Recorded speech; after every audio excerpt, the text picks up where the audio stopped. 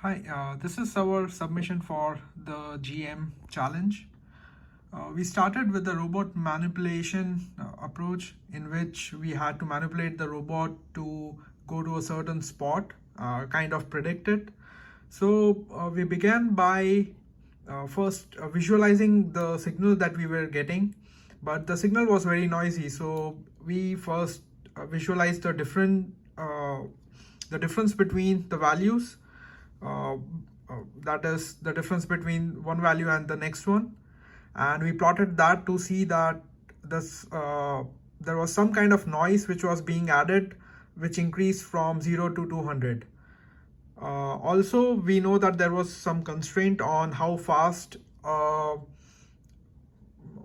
robot could move. So it could only move 20 time instances every 20 distance metric every few seconds.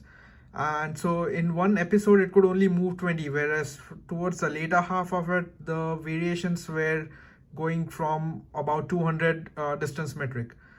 So instead of going through, since it won't be able to travel from one end to the other one, what we implemented was to clip the values to only one side of it.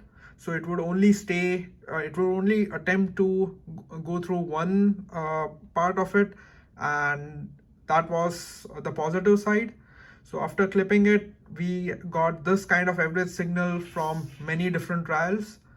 And after that, we implemented this algorithm here, which decided whether it should move and how much it should move. So based on the result that we got a score of 2700. And this was our approach for the robot challenge. For the first one, where we had to do pose estimation, we tried a lot of different things. We started with just computing the nearest neighbor distance between two different point clouds to see what kind of transformation might be happening. And that didn't seem to work out too well.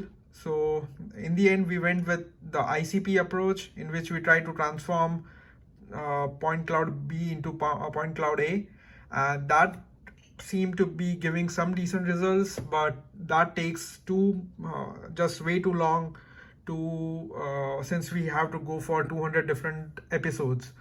So we did implement a very fast version of this, in which we were not looking for many different iterations, but we believe that by increasing the number of iterations to check for convergence, this might end up giving a better result.